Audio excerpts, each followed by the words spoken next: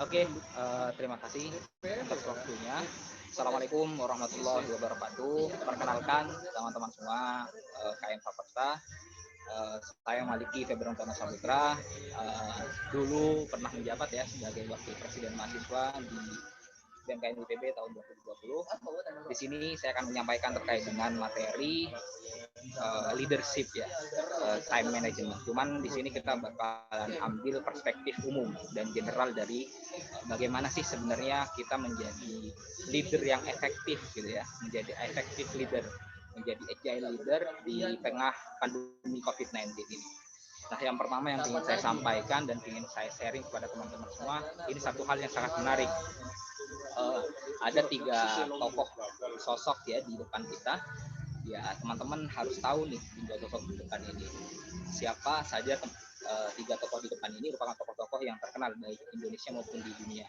Nah, harapannya apa sih pentingnya kita mengetahui sosok seorang pemimpin adalah bagaimana kita mampu nanti untuk mengetahui dan memberikan inspirasi bagi orang lain. Ketika kita tidak tahu sosok seorang pemimpin siapa saja yang menjadi idola kita, maka kita tidak mampu untuk memiliki tolak ukur, maupun kita tidak mampu akhirnya mengikuti dan menjadi seorang pemimpin yang lebih efektif daripada pemimpin sebelumnya. Karena guru terbaik adalah pengalaman ya. Belajar dari pengalaman orang lain itu bisa mempercepat kita dan akhirnya kita bisa menjadi effective leader gitu. The effective leader in pandemic era COVID-19 gitu. Nah, karena itu teman-teman semua, ada 3 tokoh yang saya tampilkan di depan, yaitu yang pertama adalah Susilo Bambang Yudhoyono, Bapak SBY ya, presiden kita, dan ada Hitler ya, yang merupakan seorang tokoh pemimpin yang waktu itu memimpin Nazi ya, yang waktu itu sampai bisa menguasai hampir separuh dari benua Eropa gitu. Nah, selanjutnya ada Presiden F.D. Roosevelt ya, presiden dari Amerika Serikat, yang merupakan presiden yang mampu memenangkan Perang Dunia Kedua waktu itu. Nah, disinilah pentingnya kita memahami seorang pemimpin. Ketika kita memahami seorang pemimpin, maka kita tahu dan akhirnya kita mampu bagaimana kita mampu untuk mengikuti jejaknya dan menjadi lebih baik dari pemimpin-pemimpin sebelumnya. Next. Nah, sebenarnya pada tema hari ini kita belajar dan juga kita ingin memahami konteks yang lebih mendalam, yaitu materi yang saya ambil dari sebuah buku, yaitu Good to Great ya. Bagaimana kita menjadi great leader, menjadi pemimpin yang hebat itu, bukan hanya menjadi good leader. Nah, disinilah sudut pandang kita bakalan terpecahkan bahwa sebenarnya menjadi pemimpin yang baik itu tidak cukup di era VUCA ya, volatility, uncertainty, terus complexity dan ambiguity. Bahwa sebenarnya pada saat ini sosok yang dibutuhkan adalah great leader itu. Bagaimana kita mampu menjadi pemimpin yang hebat. Nah, ini diambil dari sebuah buku, yaitu buku Good to Great, karangan dari Jim Collins. Nah, teman-teman semua, saat ini kita sedang menghadapi VUCA ya, kalau kata Pak Rektornya, yang ini merupakan era yang penuh ketidakpastian, penuh ambiguitas, penuh kompleksitas, di mana kita sebagai seorang pemimpin harus mampu mempunyai solusi-solusi, menjadi kompleks problem solving gitu, menjadi pemecah permasalahan yang kompleks, sehingga akhirnya kita mampu untuk terus berjuang dan tetap berada pada garis kepemimpinan terdepan gitu ya, untuk mewujudkan Indonesia bermartabat gitu ya di tahun 2045, untuk mewujudkan Indonesia emas di 100 tahun kemerdekaan Indonesia. Nah, ada 3 jalur kesuksesan. Nah, ini ada penelitian dari Amerika ya. Ada penelitian dari seorang peneliti di Amerika bahwa sebenarnya ada 3 jalan kesuksesan. Yang pertama ada long story, yang kedua ada medium story, dan yang ketiga ada short story. Ini menarik juga. Bagaimana kita sebagai seorang pemimpin mampu mensukseskan organisasi kita. Bagaimana seorang pemimpin mampu mensukseskan dirinya sendiri. Dan bagaimana seorang pemimpin mampu memberi manfaat kepada orang lain. Nah, maksud dari long story adalah kita bakalan sukses. Kita semua bakal sukses, tapi dengan jangka waktu yang berbeda-beda. Ada yang jangka waktunya sangat panjang gitu ya. Ada yang sampai 50 tahun baru sukses, ada yang sampai 60 tahun baru sukses. Nah, ini long story. Tapi ada medium story. Dia sukses mungkin 10 tahun, 5 tahun ke depan gitu. Dan ada yang short story gitu. Dia langsung sukses. Jadi ada sesuatu hal yang dia miliki dan akhirnya dia langsung sukses. Nah, long story apa? Syaratnya adalah teman-teman di IPB, teman-teman udah masuk di kampus terbaik, teman-teman pasti diseleksi dengan seleksi yang ketat. Nah, oleh karena itu teman-teman pasti sukses dan teman-teman merupakan orang-orang terbaik. Tapi kesuksesan teman-teman dengan privilege kampus terbaik dan juga orang-orang terbaik, maka teman-teman bakalan sukses dengan waktu yang lama, bisa sampai 50 sampai 60 tahun. Dan ini merupakan long story. Nah, kalau teman-teman ingin naik kepada medium story dengan kesuksesan yang lebih cepat, apa yang harus teman-teman lakukan adalah memiliki recognition. Contohnya nih, yang kakak coba tayangkan di depan ya, ada Iman Usman, co-founder dari Ruang Guru. Kenapa Iman Usman itu medium story, dia bisa sukses 5 tahun sampai 10 tahun pasca dia lulus. Dia bisa sukses dengan sangat cepat karena dia memiliki recognition gitu, penghargaan dan juga pengakuan dari orang lain. Dia mahasiswa berprestasi 1 nasional di Indonesia. Dia merupakan mahasiswa dari universitas terbaik ya, UI. Dia sering mendapatkan juara lomba, sering konferensi ke luar negeri. Itu adalah pengakuan. Dia memimpin sebuah organisasi, dia mempunyai penghargaan dan pengakuan. Dan akhirnya dia memiliki kesuksesan yang lebih cepat daripada orang lain. Itulah recognition yang harus kita dapatkan, penghargaan atau pengakuan. Yang ketiga, ketika kita ingin memiliki kesuksesan baik dari diri kita sendiri, baik bagi organisasi kita adalah networking gitu. Nah, ini adalah kunci dari short story. Ya, networking itu bicara terkait dengan privilege ya. Siapa bapak kita, siapa supporting system kita, siapa teman baik kita, teman dekat kita, itu merupakan networking. Jadi ketika teman-teman ingin sukses dengan jalur yang sangat cepat, mungkin 1 tahun 2 tahun pasca lulus, mungkin 1 bulan 2 bulan pasca lulus, berarti networking yang harus dibangun. Begitu juga organisasi. Maka bagaimana teman-teman mampu memiliki organisasi yang efektif di tengah pandemi COVID-19, maka yang paling penting adalah networking gitu. Selain recognition ya, bagaimana teman-teman mampu berjejaring secara luas, karena saat ini merupakan era yang global gitu ya, di mana teman-teman dituntut mampu beradaptasi dan menjadi leader yang mampu menjangkau bahkan bukan cuma seluruh Indonesia, bahkan kalau mampu teman-teman mampu berkomunikasi dengan mahasiswa-mahasiswa di seluruh dunia gitu. Jadi pentingnya sebuah network. Nah, next. Nah, jadi saya coba sampaikan sebenarnya bagaimana cara menjadi effective leader ya. Bagaimana menjadi great leader itu ada 5 rules of leadership. Ada 5 aturan dalam kepemimpinan. Yang pertama, teman-teman semua, ketika kita ingin menjadi the effective leader, maka yang harus kita lakukan adalah lead by example. Jadi memimpin dengan contoh, memimpin dengan tauladan. Karena pemimpin yang baik adalah yang bukan hanya memberikan konsep, namun juga memimpin dengan memberikan contoh atau tauladan dan membimbing secara langsung. Maksudnya adalah lead by example adalah teman-teman sebagai seorang pemimpin harus mampu memberi inspirasi bagi teman-teman yang lain. Teman-teman sebagai seorang pemimpin harus mampu menjadi garda terdepan. Maksudnya adalah ketika teman-teman menjadi seorang pemimpin, apa yang teman-teman jual? Kenapa teman-teman anggota harus mau untuk mengikuti teman-teman? Nah, contohnya, teman-teman kenapa diikuti? Karena teman-teman berprestasi. Teman-teman diikuti karena teman-teman memiliki karisma. Teman-teman diikuti karena teman-teman memiliki pengakuan. Teman-teman diikuti karena teman-teman memiliki gagasan. Nah, inilah yang harus dimiliki seorang pemimpin. Kita tidak harus menjadi sosok yang berkarisma. Kita punya ciri-cirinya masing-masing, kita punya karakteristik masing-masing. Teman-teman mungkin punya gagasan yang sangat besar sehingga teman-teman diikuti oleh anggota-anggotanya. Itu merupakan seorang pemimpin dan memimpinlah dengan contoh. Bahasanya adalah uswah leadership gitu ya. Memimpin dengan tauladan. Bagaimana teman-teman mampu menjadi garda terdepan dalam menjadikan anggota-anggotanya mampu untuk mencapai cita-cita dalam organisasi tersebut. Itu adalah bagaimana kita lead by example gitu ya. Nah, ini adalah salah satu quotes dari Stephen Covey ya, pengarang dari Seven Habits and Effective People ya.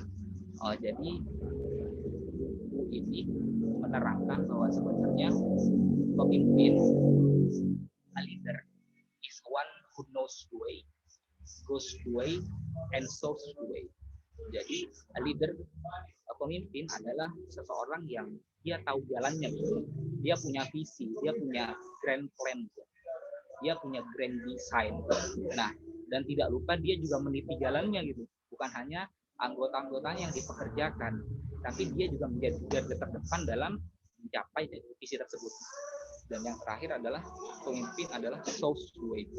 Dia menampilkan, dia memberitahu cara dalam mencapai cita-cita tersebut. Dia memberitahu step-stepnya bagaimana kita menggapai visi tersebut, visi organisasi kita. Jadi seorang pemimpin itu harus punya 3 hal ini. Yang pertama adalah a leader is one who knows the way. Dia tahu jalannya, dia tahu visinya bakalan kemana. Yang kedua adalah goes the way, meniti jalannya. Dan yang ketiga adalah shows the way. Dia juga memberitahu kepada anggotanya bagaimana step-step untuk mencapai visi tersebut. Itu menurut Stephen Covey.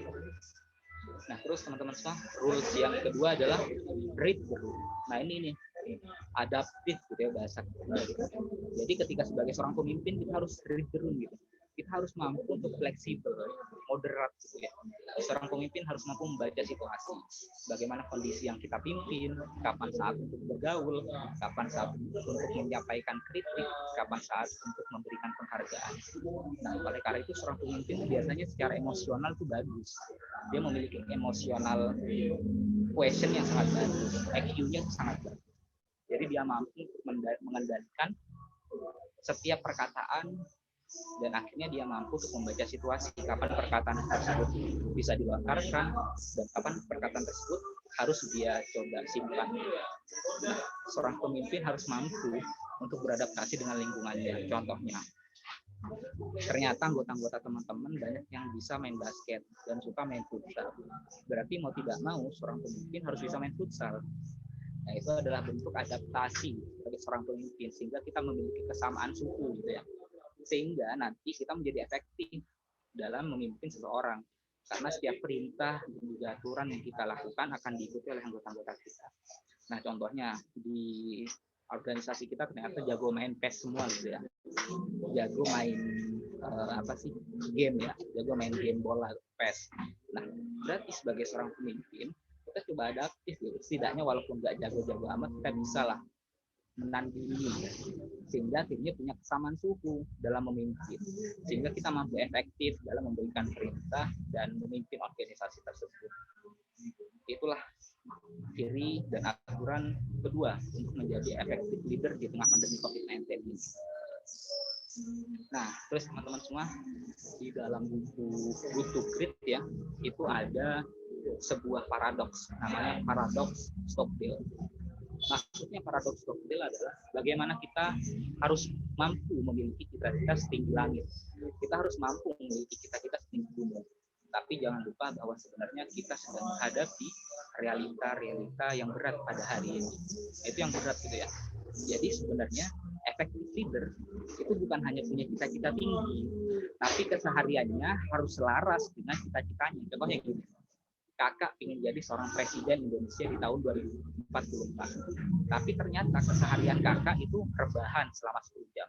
Main ML 10 jam. Nggak pernah baca buku. Nggak pinter di sekolah gitu ya. IPK-nya 1,8. Ya gimana dia mau jadi seorang pemimpin yang hebat? Seorang pemimpin yang hebat berarti hari-harinya harus produktif. Hari-harinya membaca buku, menginspirasi orang lain, ikut lomba, ikut seminar, bagaimana dia terus mengembangkan skill-nya. Jadi, seorang pemimpin yang efektif setiap harinya adalah do something every day that bring you closer to your goals. Jadi, dia melakukan sesuatu setiap harinya itu sesuatu yang mendekatkan dengan mimpi-mimpinya. Kalau dia ingin jadi presiden ya banyak baca buku gitu ya. Harus produktif, melatih public speaking, melatih komunikasi, melatih skill negosiasi, berorganisasi di luar, membangun jejaring. Nah, itu adalah effective leader.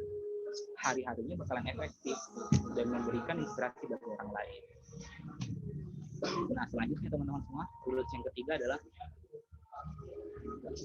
stop and listen.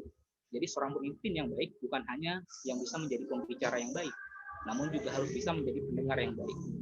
Ya, ini adalah sesuatu hal yang harus kita renungkan. Kenapa sebenarnya kita diberikan dua buah telinga dan satu buah mulut gitu ya. Yang ini mengindikasikan bahwa sebenarnya kita harus lebih banyak mendengar daripada berbicara. Bagaimana kita harus memahami situasi kita. Kita harus read the room gitu ya. Kita harus membaca situasi yang akhirnya kita mampu beradaptasi dengan sangat cepat. Kita mampu menjadi pemimpin yang fast learner gitu ya. Menjadi pemimpin yang cepat dalam beradaptasi dalam belajar. Nah, itulah bagaimana kita mampu akhirnya nanti menjadi the effective leader in pandemic era COVID-19. Nah, jadi seorang pemimpin bukan hanya memiliki tindakan disiplin, teman-teman. Mungkin teman-teman agak bingung ya antara tindakan disiplin dan juga pikiran disiplin. Ini merupakan dua hal yang berbeda. Tindakan disiplin ini berbeda dengan pikiran disiplin. Seorang pemimpin bukan hanya dituntut untuk memiliki tindakan disiplin, tapi seorang pemimpin dituntut untuk memiliki pikiran disiplin, di mana pikiran disiplin ini merupakan sesuatu yang sudah menjadi sistem dalam pikiran kita, sudah terpatri dalam hati kita, terpatri dalam pikiran kita. Sehingga contohnya ya, kita contoh realnya aja. Ketika teman-teman berkendara di malam hari, ketika teman-teman memiliki pikiran disiplin, maka teman-teman akan tetap menggunakan helm, teman-teman akan tetap mengikuti peraturan lalu lintas walaupun tidak ada polisi. Tapi ketika teman-teman tidak memiliki pikiran disiplin dan hanya memiliki tindakan disiplin, maka akhirnya teman-teman ketika malam hari, ketika tidak ada polisi, maka teman-teman akan tidak menggunakan helm karena teman-teman tahu kalau sebenarnya tidak dijaga oleh polisi dan juga aparat apapun. Itu. Jadi itu bedanya tindakan disiplin dan pikiran disiplin. Pikiran disiplin ini ibarat adab gitu ya, sedangkan tindakan disiplin ini ibarat etika gitu. Jadi ketika seorang pramugari di pesawat dia senyum, itu merupakan etika seorang pramugari. Tapi ketika dia bertemu kita di luar, maka dia gak bakalan tersenyum karena etikanya selesai di pesawat. Tetapi ketika kita memiliki pikiran disiplin, maka setiap orang yang kita temui dimanapun, kapanpun, maka kita bakalan berlaku baik dan berlaku disiplin.